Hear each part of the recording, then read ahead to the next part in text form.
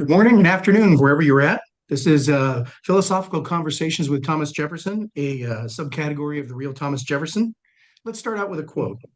Quote, he who believes with a philosopher, he who studies with a philosopher ought to learn something substantive each day. He ought to return home as a better human being. Unquote. Seneca. Good afternoon, and welcome to another episode of Philosophical Conversations with Thomas Jefferson, along with one work, 5 questions, a subcategory of our show titled The Real Thomas Jefferson.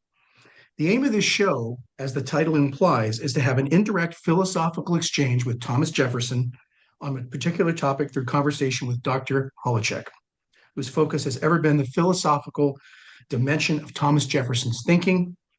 The hope is that by engaging with each episode in a philosophical conversation with TJ, if only directly, each of us has the opportunity for self-reflection and self-improvement. I am your host, George Gorey, a former captain with the California Highway Patrol and a criminal and internal investigator with a local district attorney's office, and I'm a Thomas Jefferson enthusiast for the last 30 years. Dr. H, the Colonel, as he's affectionately called, is a professor of philosophy and history who taught at institutions such as the University of Pittsburgh, the University of Michigan, and Rutgers University, Camden. He is author, editor of over 70 books and nearly 400 published essays, formal and informal, on topics such as ethics, ancient philosophy, science, psychoanalysis, and critical thinking. His current research is on Thomas Jefferson. He is acknowledged by many scholars to be the world's foremost authority and has published over 300 essays, formal and informal, and has 30 books on Thomas Jefferson. He also writes about Ukraine. In today's episode, we cover Thomas Jefferson's enthusiasm for freedom of religion. We know that he championed freedom of religion throughout his life. Was his zeal for it genuine? In this episode, the Colonel advises us to view his zeal with a bit of caution. Colonel, I see you're coming from, looks like possibly the Ukraine in the background there, another residence. Another one of the beautiful wooden churches here. Church of St. George. I forgot where this is. Chicoin, I don't know, but wanted to get an appropriate background for our talk today on Jefferson, on religious freedom of religion, and I think it's going to be sort of interesting. We've covered this in previous episodes, but we always try to give a little bit different twist whenever we do something. So why don't we get rocking here, George? It's good to see you. Right. What do you have on your shirt, by the way? I didn't see your shirt. Is that a Thomas Jefferson quote? Oh, the shirt is timid men prefer the calm of despotism to the tempestuous sea of liberty. I think he really said boisterous, but the shirt, it sends the same message, right? Same message, right? As you said in today's episode, we discuss freedom of religion. And first, before we get started, I'll read a quote from Thomas Jefferson. Quote, reading, reflection, and time have convinced me that the interests of society require the observation of those moral precepts in which all religions agree, for all forbid us to steal, murder, plunder, or bear false witness, and for that which we should not intermeddle with the particular dogmas in which all religions differ and which are totally unconnected with morality. Thomas Jefferson to James Fishback in September 27th, 1809. So our first question is, why did Jefferson view freedom of religion as a necessity in society? Well, for very practical reasons, he always was an advocate of useful information.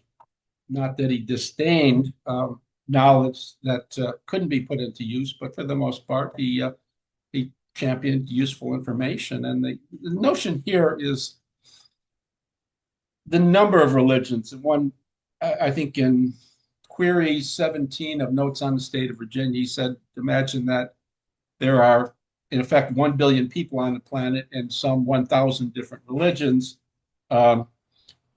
Simply put, if you're going to have a free society, you're going to have a government of and by the people, and there are thousands of different religions, to have, as England did in colonial Virginia early on, state sanction of Anglicanism and people paying taxes and paying the salary of the Anglican minister of a local church. You're not representing the interests of the citizenry. Now, Jefferson also states in that chapter, he starts talking about the history of abuses of Anglicanism. And at one point, if early on, if someone committed heresy, that was a capital offense, punishable by burning in Virginia. Jefferson, as we know, did a lot to preserve the early laws of Virginia. And he says, according to the Assembly of 1705, if a person brought up in the Christian religion denies the being of a God or the Trinity, or asserts there are more gods than one, or denies the Christian religion to be true, or the scriptures to be a divine authority, he is punishable on the first offense by incapacity to hold any office or employment, ecclesiastical, civil, or military. On the second disability, to sue or take any gift or legacy, to be guardian, executor, or administrator, and by 3 years of imprisonment without bail. In other words, the father, on the second offense, the father can lose custody of his own children just by not following the state religion, state-sanctioned religion. So if you're going to have, Jefferson notes in this query that rather quickly, the number of people who are avowed Anglicans becomes a minority, and about 2/3 of the people are not Anglicans. So in some sense, you're doing a disservice to the non-Anglicans not to have freedom of religions. So one argument is that if government is of and by the people, then, and if the people have many different religious views, there needs to be freedom of religion. So freedom is needed. Another is that when any particular religion gets the sanction of government, it becomes rather abusive to the people who are not of that. I mean, again, if I have to pay taxes and so forth. We discussed last time, right? University of Virginia not having a professor of divinity for that very reason, because it wasn't like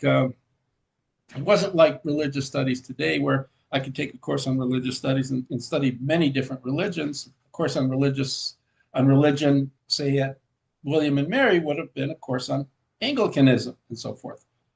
So, and one other comment is Jefferson in his Declaration of Independence and numerous other writings talks about, go back to this robust concept of liberty. And I can't think enough about it. I can't talk enough about it. I can't write enough about it, because somehow it seems to me there's still much more that I haven't covered, even though I've written, in effect, 2 books on this concept, one specifically. Liberty entails the right of each person to live as he sees fit. And Jefferson thought in a healthy government, people who were morality abiding people, most would be farmers, but would be living in such a way that they benefit themselves and other people by producing food. So, but he wanted people to be able to decide their own course of living, understanding that people are social and morality abiding creatures, and that presumably they would not go on and deviate. They would not go on and pursue careers where they're abusing other people in society and so forth.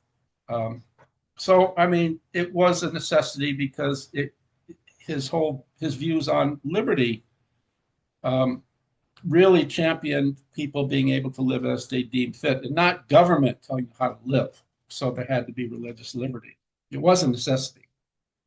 It kind of dovetails into our second question, where he says, this is some letter to John Adams, William Canby, and Thomas Parker. He speaks of the principles common to all religions, which are etched on the heart of each person by meaning, and it's a quote, correct principles of morality, unquote. This seems vague. What did he mean by the quote, correct principles of morality?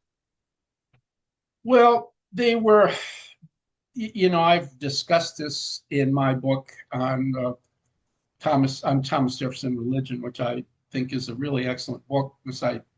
As I told you personally, I think I nailed it. I think everything I write in that book will stand the test of time. And I can't say that about other stuff that I've read. But let's read the introductory quote that you read for us, the one you picked out about religion. Reading, reflection, and time have convinced me that the interests of society require the observation of those moral precepts in which all religions agree, for all forbid us to steal, murder, plunder, or bear false witness, and that we should not intermeddle with the particular dogmas in which all religions differ and which are totally unconnected with morality. Right, now that answers your question right there beautifully. All the sort of principles and precepts that he mentions there are principles that deal with our duties to our fellow man, our duties of morality. And Jefferson, in a letter to Thomas Law, was it 1814? Yeah, June 13, 1814, discusses this for some reason. We'll have to do this. I know we've talked about this before, but it's a letter that almost details, it gives in great, goes into great detail his views on religion and morality. Now he thinks we talked of this 1,000 different religions, and he says, okay, what do the good religions, the ones that aren't zany, the good religions have in common? Well, they have belief in one God, and they have some expression of our duties to God, what we owe God. If God is the creator of the universe and our life giver, we have certain duties to God, and I'll talk of that in a minute. And we have duties and to our fellow human beings, and that's the Sermon of the Mount, right? Love God as yourself and love your neighbor. So we have duties to God and duties to man. Now, in this letter to Thomas Law, Jefferson is trying to ascertain what is the foundation of morality. And he's looking at some common answers. And he says, what of truth, right? Can truth be the foundation of morality? The grounding, if you want to ground it, okay, why should it be moral? Or what grounds morality? A lot of people have tried to answer this question, especially the empiricists. And he says, well, the thief who steals your guinea does wrong only in as much as he acts a lie in using your guinea as if it were his own.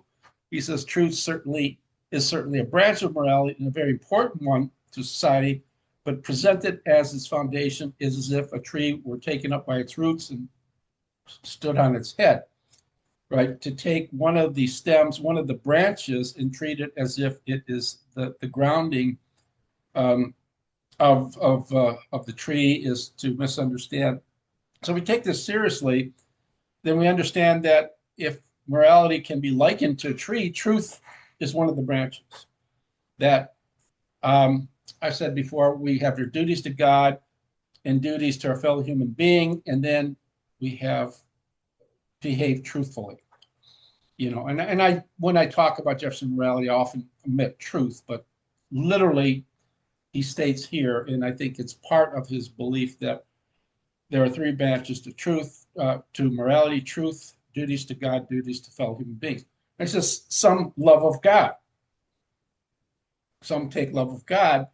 He says, but this again is a branch of our moral duties, which are generally divided into duties to God and duties to man. It very explicitly says this is a branch which are generally divided into duties to God and duties to man. And I want to add, he says earlier on that truth is a part of it. So we have duties to God, duties to man, and truth, a disposition or obligation to behave truthfully. And he talks of the morality, he says, whence arises the morality of the atheist? It is idle to say, as some do, that no such being exists. We have the same evidence of fact and go on. Now, a lot of people take Jefferson really literally here in saying the morality of the atheists. Arthur Scher is a friend of mine who's a brilliant Jeffersonian scholar in many respects, takes this seriously. He says Jefferson thinks that you don't have to believe in God to be moral, because he says here the morality of the atheists. Well, how can that be? I mean, I think, no, you can't take him literally here when he says the morality of the atheist. Morality must be taken as serious, of course, because he just said before, we have duties to God and duties to man. Right? These are our moral duties. So the atheist, in some sense, how I interpret Jefferson here, other than saying he just contradicted himself, he's confused. I never want to do that when I'm reading a brilliant person like Jefferson. Say, well, the guy's just confused. He doesn't know what he's talking about. Look here, like people like Peter Onuffer wants to do. No, what he means is by the morality of the atheist is that atheists can be morality abiding people. Right? I can behave morally, and I can be. You can take two people. Imagine Colonel Holochek and his twin, Private Holochek, or whatever the hell, and say my twin, I'm a believer and my twin is an atheist, and yet we both have, read ancient philosophy, read Aristotle, behave, according to virtue ethics, we behave, you know, we believe in behaving virtuously. Now we act identically. In the same situation, I would do the same thing as my twin. He would do the same thing as I would. And by all intents and purposes, you'd say the person is, he's morality abiding. He's a moralist. But not so, because Jefferson says we have duties to God. These are a branch of our moral duties. So our moral duties are not just our interactions with people. Our moral duties comprise also love of God. So we're not fully moral if we just behave moral to other people. You have to believe God exists and fulfill those duties, what they might be. Okay. Then he says to hulan in Greek for which is called the aesthetic sense or taste, our recognition, our sensation of beauty and deformity and ugliness. He says this can't be the branch of morality because it's a separate faculty. We sense things beautiful, we sense things, and our following Lord Kames, he says, tohulan, our taste, works beautifully in conjunction with our moral sense. They're two separate faculties, just like sight and hearing. But for Jefferson, these work, like for Kames and other people, these work together well because when I see someone doing a morally correct action, my sense of taste comes in and says, well, that's beautiful. They work together in that, but they're different faculties for Jefferson. So this is not even a branch because it's a different faculty. And then lastly, he talks about egoism or self-love, right? And his argument against self-love is not that interesting. It's not that damning.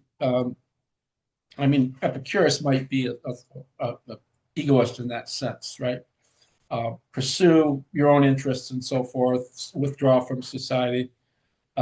He just says morality cannot stand on the ground of identity. It requires two subjects. So self-love can't be the grounding of morality because self-love just means a relationship, monadic relationship, a relationship I have with myself. And morality entails relationships between myself and another, at least, other people and God. So he rules that out. It's not a very compelling argument. So he decides on what is the grounding of morality, what grounds our love of truth, our championing of truth, our duties to God. It's the moral sense. I have this faculty where I just feel, right? He says the creator would indeed have been a bungling artist had he intended man to be a social animal without planting in him social disposition, right? Then he says, not everybody has a moral sense in the same way that not everybody has the faculty of sight. Some people are born blind, or some people are born deaf, dumb, and so forth. So here we have this. That's one of his most important. It's probably his most important letter on morality and on religion, on disentangling. So the quote you read is very germane here. It tells us that when we, take all the religions, sort of mix them all together and see what they have in common, the good ones are all going to have you love God, who's one, and you have duties to your fellow human being. And hopefully some of them might have a commitment towards the truth. So that quote you read, perhaps unbeknown to you, was beautifully summarizing Jefferson's views on morality and religion. Well, I find what also is interesting is, oh, I'm sorry, go ahead. No, I'm just saying it. No, go ahead. You go. Get my little No, I was going to mutt say what I here. find to be, oh, we got the cat. Oh, you got the dog. That's right. Yeah, he's sitting there wanting attention on my desk while we're talking. What were you going to say? What I find interesting is that, obviously from what you've said and from what I've read about him throughout my life, Jefferson devoutly believed in God. But yet his Federalist enemies and some modern detractors, they continue to call him an atheist or an unbeliever. And what do you think is obviously he's not an unbeliever in God. He clearly believes in God. Why do you think that is that those charges have been leveled at him, both in his time and in the modern time? Well, because of his deeds. I mean, he was not a conventionalist in terms of his belief in God. he had an intellectualist approach to the problem of God. I mean, he he studied it. He didn't go into. I mean, he didn't approach it by just saying we. How do I want to put this? I mean, I have to put it delicately. I mean, he argues that we just know God exists because we feel God, we sense God, we sense God with our moral sense. So, in some sense, we're born with an innate knowledge of God, but yet he does allow people to, and he probably himself explored this issue. In his letter to Peter Carr, 1789, he talks about, tells Peter, you're old enough now to think about morality and religion. And he says, if you think Jesus is the Son of God, explore that. If you're an atheist, explore that. To take your religious views and expose them to rational thinking. And he just thought you had to do that for all sectarian religions because they're all inconsistent, right? And they argue with each other rather vehemently, rather vociferously about, this and that. How many, when I was young, some Catholics would be arguing about, literally seriously, about how the number of angels that can sit on top of the head of a pin and other things. And you think about Jefferson would just roll his eyes and just have better things to do, or at one institution I was at, one young student did his dissertation on the compatibility of a triune God and God being one and yet three. Now Jefferson comes out and claims this is the height of absurdity. Say that literally there are three distinct beings in one being, and yet the being somehow is a distinct, unique being. And Jefferson's a clear contradiction for him. Let's look at some of the things. It's a good question. Let's look at some of the things he maintained that got him into hot water. He wanted to secularize the primary schools, take religion out. Again, this is not because he hated so much sectarian religions, because there couldn't be a commitment to any one religion. So they need to be secularized. He never spoke of his religious beliefs with family members. In fact, they didn't know about his Bible till he was passed. They didn't know about his religious beliefs till he was dead. He didn't share them with other people. And if he did that publicly, he would have gotten into a lot of trouble anyway. He authored the bill for the disestablishment of the Church of England. He was a friend to Thomas Paine, and I give a quote here: "This satanic disciple, this moving lump of infamy and rottenness, this blasphemer of our Savior."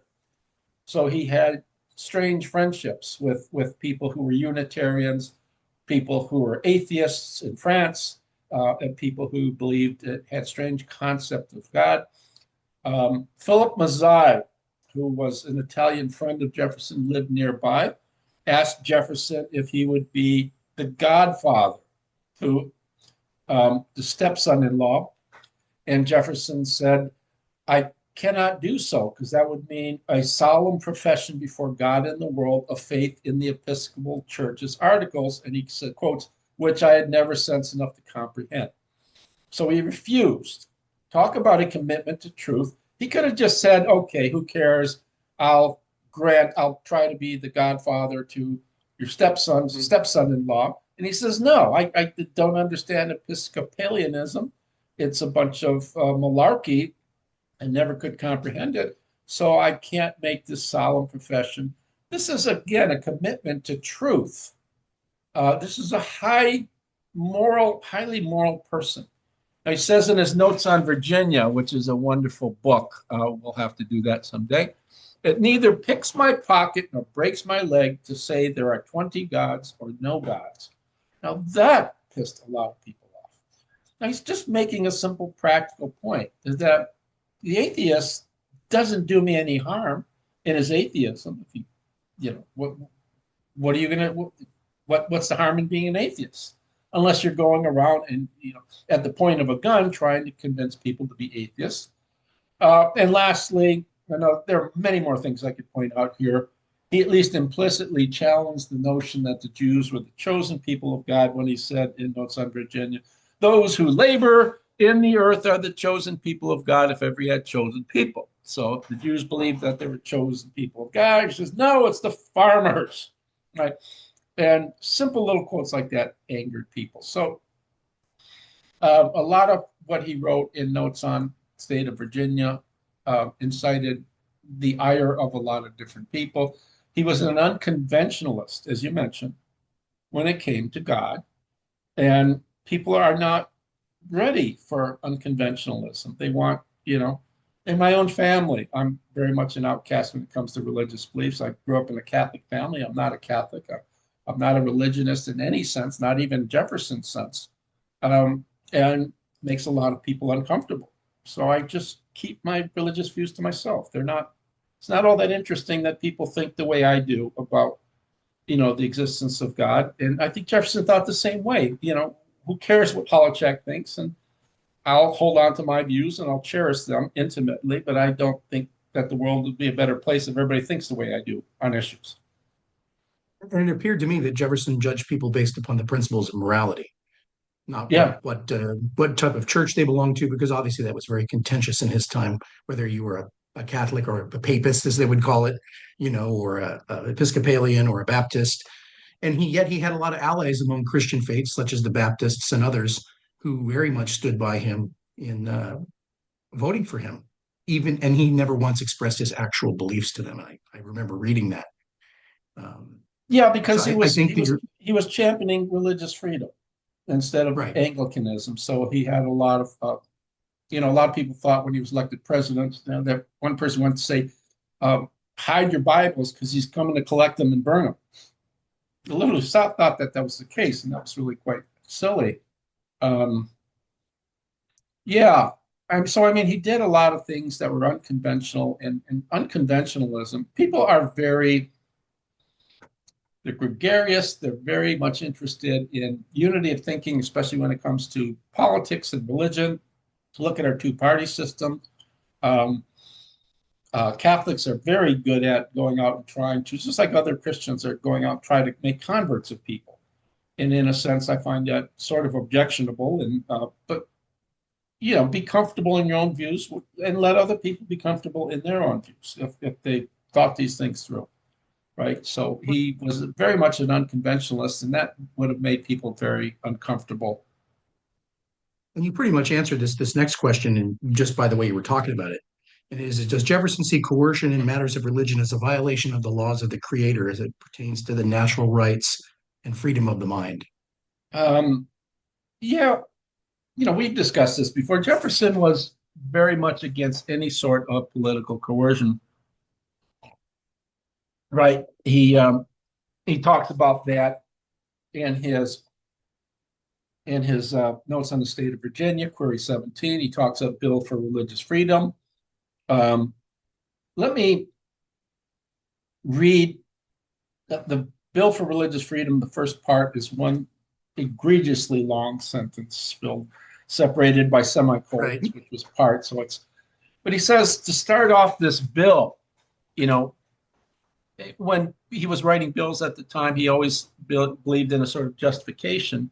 He says, well aware that the opinions and belief of men depend not on their own will, but follow involuntarily the evidence proposed to their minds, that Almighty God hath created the mind free and manifested his supreme will, that free it shall remain by making it altogether insusceptible of restraint. Now, the first part, no one's really paid attention to, and I understand why, because they're not philosophers, but it's a commitment to Stoicism, Stoic epistemology. The opinions and beliefs of men, says belief means beliefs, depend not on their own will. That I don't willingly believe something or disbelieve something. It follow involuntarily. So my own opinions and beliefs are not voluntary in a sense. I don't get to choose what I believe in. He believes that when I'm assailed with truth, I don't really have a choice, right? This is my hand.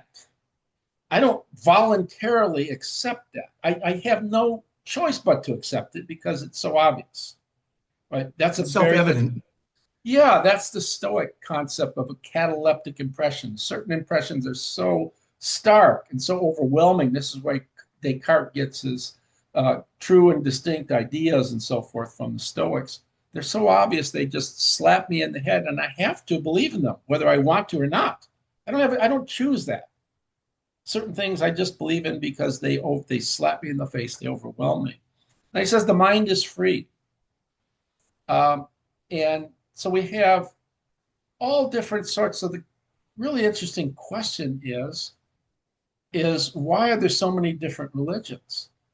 Well, and the answer is that people add to religion, which is literally natural morality, love of God, love of other fellow human beings, and a commitment to truth. So people add to that, and they talk about angels and devils and good, evil, and good, and all sorts of different metaphysical trappings that get added to our religious beliefs, and we dispute among them. And Jefferson's answer to that, people do that because they want to separate people from God. They want to create a certain class of people that are interpreters of sacred writings like the Bible or the Quran, that you need a religious prelate, a dignitary, to interpret it.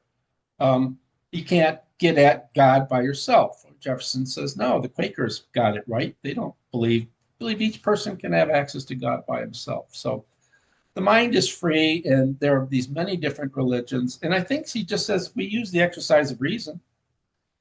We look at and study all these things. People never do that. But if we looked at all the different religions, as he's done, I'm sure, and we see that, the correct ones will give us the commitment to the same three principles: truth, love of God, fellow human beings. So,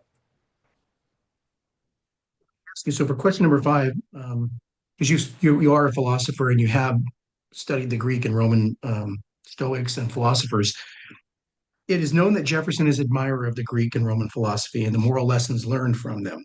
But he clearly admired the teachings of Christ much more and asserted that Jesus was, and I quote him, quote, the greatest philosopher, calling him the, quote, first of human sages. And he related, quote, we all agree in the obligation of the moral precepts of Jesus, and nowhere will they be found delivered in greater purity than in his discourses. And so I would ask, did he consider the teachings of Jesus to be superior to all other moral writings? he says so. I, to what extent I believe that, I don't know. Um, his grandkids would say, one of his grandchildren, she said that when you see Grandpa, he always has a book of Greek or Latin in his hands, a small booklet, and he's reading Tacitus or Epictetus or even Plato, whom he says I hate. But he was always reading Greek and Roman, historians, philosophers, mythographers, and things like that. He loved reading Greek and Latin, and but he does say, and his love affair of Jesus came relatively late in life when he was in his 40s. I've argued in my religious books that he thought the Bible was really not that important of a book until at some point he had a conversion, and and he started to regard Jesus as the greatest moralist, and he says that. Now, why? And I've read the New Testament, and personally, I'll take Socrates to Jesus, and certainly Aristotle. I think was a much greater philosopher, much deeper, much more profound thinker, a thorough thinker. Jesus' precepts are rather simplistic. But that's what Jefferson liked about Jesus' teachings, is that they were simple. Even a child could understand it.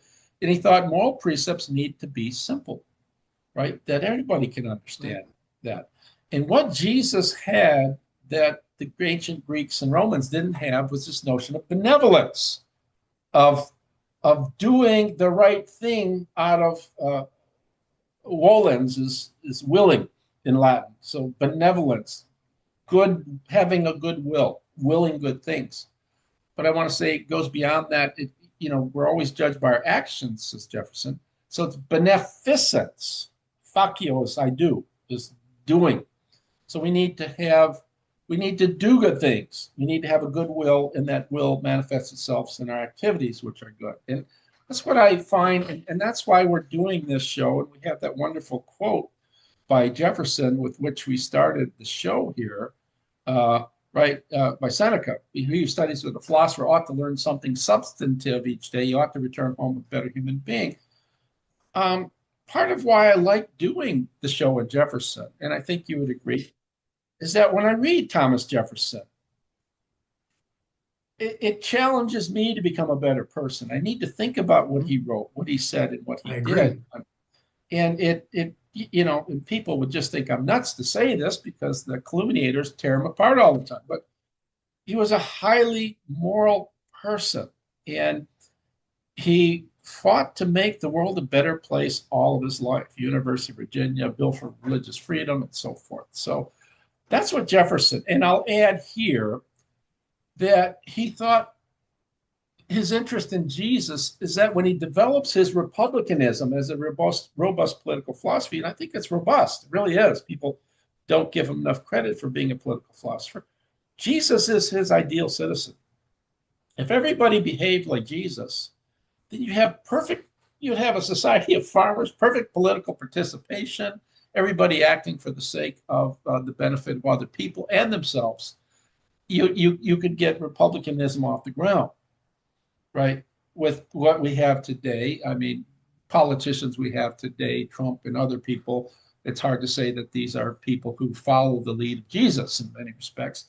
And I think Jefferson really tried to do that in his mature life, of his 40s on, followed Jesus to be a great exemplar. If you act like Jesus did at all times, you can't go wrong, right? If there's an afterlife, which he didn't believe in, he said, no one who acts that way will get barred from the gate of heaven, regardless of his religion, right? So Jesus was gives us benevolence. The ancient Greeks didn't. So why should we be truthful? Why should we do all these things for Aristotle, the Stoics? Because I have equanimity, calmness of mind. There's a return. Why do you run? Why are you jogging? Why are you lifting weights? Because you get physical fitness. Why am I behaving in such a way following the precepts of Aristotle? Because I get mental fitness. Jefferson is sweeping that away. Of course, he would probably agree you're going to get that, but that's not why you do it. You do it just because you have duties to other people without concern for psychical stability, which is going to happen anyway. Well, the interesting thing is, as you view his life, like when he was retired and he was at Monticello, and he would have many people come visit him, and he would roll out the red carpet for all these visitors that he didn't invite. He was always Yeah, described that he was a man of benevolence and equanimity and had a great deal of generosity and what we would call Christian charity. He would give to the poor, he gave to local churches. Like you had said before, he had, I think in one of the other shows, that he would give money to pastors that he agreed with, even if he didn't agree with their precepts of dogmatic parts of the religion. He cared about their moral sermons and what they would say. And I think that that's where people don't, that's where people may not understand what you said about him being such a moral person. I see it because I've read all about him, and many people that I am friends with have. yeah, But other people don't see that because of his, as you said, his calumniators have basically torn his reputation down and painted a caricature, I think, worse than the Federalists, his enemies at the time, painted. yeah. But I mean, who are they? What have they That's done true. as moralists? I mean, of course, to make these accusations is to put yourself on a pedestal and say, had I been in a similar situation, I would have been a much better person. I just want to see, give me a list of all the things that Jefferson did that are so wrong. We'll talk about not freeing his slaves at some point. I've talked about that, and there are good reasons why he did. But, anyways, he was a highly moral person, and he was very generous. And even Annette Gordon Reed at one point says, "Oh, people talk about his generosity. He gave to charities. He gave to people who were poor. What did he do? He's so far in debt he couldn't take care of his family. Look what happened." So he was so stupid, like from an Aristotelian perspective, that he gave freely and he didn't Mhm. care about his family. Anyways, I find that a ridiculous charge. Well, we're at the end here. We have less than a minute left, and I don't think we picked a topic for next week, but we can Not yet. brainstorm I it. mean, I was thinking about that. I don't know what we'll do. We'll come up with something rather interesting again. This was it was great to have you on again, and you are contributing. If you would like an autographed copy of my book, American Messiah: The Surprisingly Simple Religious Views of Thomas Jefferson, or Jefferson's Bible, Introduction with Critical Commentary, email me at mholowchak, that's MHOLOWCHAK at hotmail.com.